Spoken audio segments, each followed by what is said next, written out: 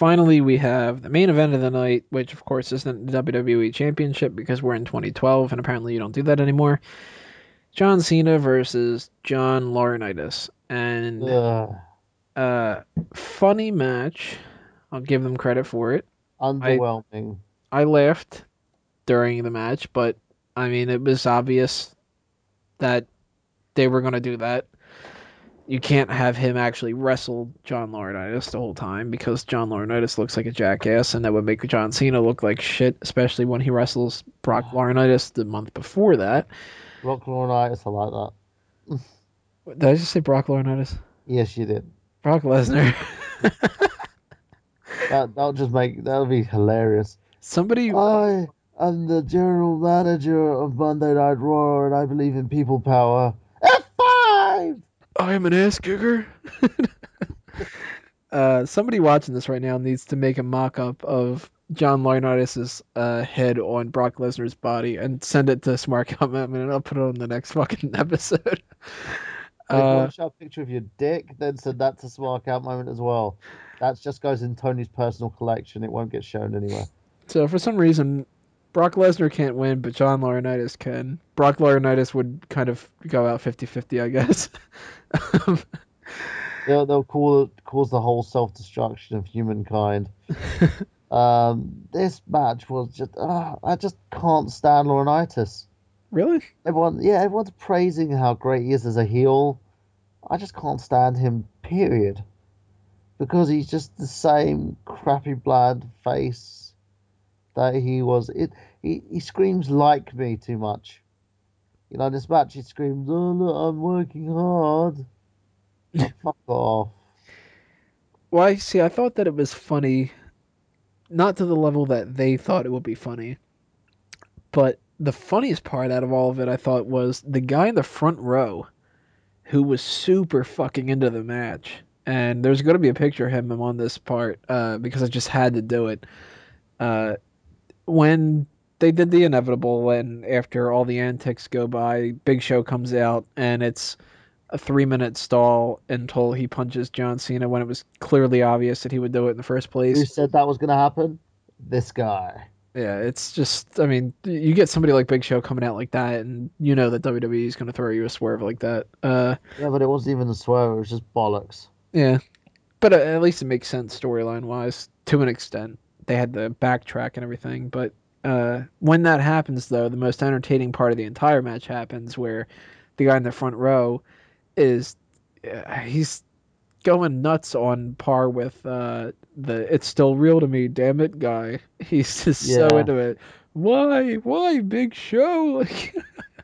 He's got his hands on his head and he's fucking mouth the gasp like somebody just shot him in the gut. Like, oh, it's Uh, fucking hilarious. We were laughing our asses off at that guy more so than any of the stuff that John Cena was doing in the match that we were supposed to be laughing at.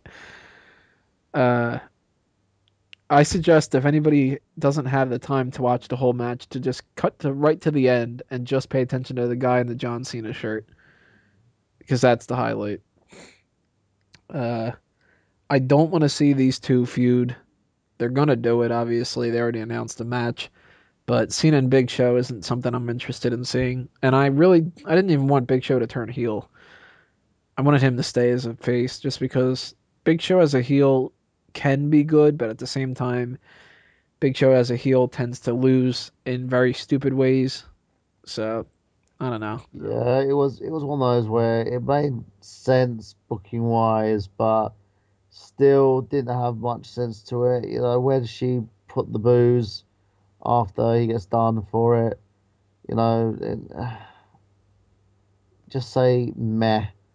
And I like how they tried to say Big Show was rehired on Saturday, and then they realized midway through that episode of Raw that that would mean that he would be fired again. And then they're like, well, it was a verbal agreement on Saturday. Your WWE writers that pitch this whole storyline pitch the idea that somebody will get fired if they interfere, and then completely ignore that that happens, and then have to write themselves into a corner. Sounds like the Jericho promo, doesn't it? Of course, it Which does. Yeah, we were apparently looking too much into the whole "you're gonna get fired" thing, you know. yeah. Well, we knew they were going to swerve us though. Right, yeah. I mean, it was obvious that John Cena was going to lose the match. There was no way that he was just going to beat Laurinaitis, and that was the end of it when you're trying to build up this people power thing. This is going until at the very least SummerSlam, but it all depends who they want to be the one to beat Laurinaitis in some kind of a match or beat like a representative of Laurinaitis or whatever to get him kicked out. I'm assuming it'll Yeah, probably be Triple H because he always kind of does that, but who knows? Uh, I say for now, just food and glue. what?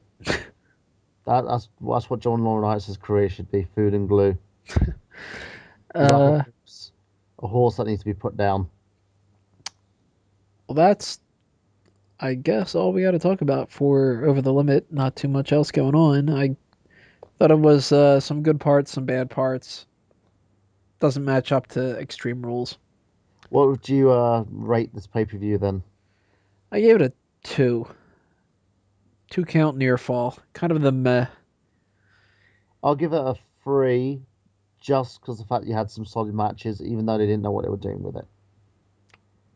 Definitely looking more forward to Money in the Bank at this point than No Way Out. If No Way Out just piggybacks off of this one, because I'm hoping that maybe if they do have a big piggyback pay-per-view of No Way Out, then maybe when Money in the Bank comes along, they can refresh and start something better. But Mm. make sure that you guys check out the results and review in more in depth for how the matches go and everything on the website. And tell us what you thought about the pay-per-view and all that in the comments and on the website. And that's about it for Over the Limit and Part 11 and Episode 30. So Just to say, again, go to www.nerdgenius.com for my blogs and stuff. I know I've been taking time in regards to posting my playthroughs again. They are coming. I'm just getting my new router box, so I'll be able to upload in quicker speeds. They are coming. Be patient, and I'll make sure that I meet the deadline of 12th of June for you guys. So thanks for your patience. and keep checking out the website and I don't know, send me ideas and stuff. Have some fun with this. It's been another Smark Out moment. We're being counted out. See you next time, everybody.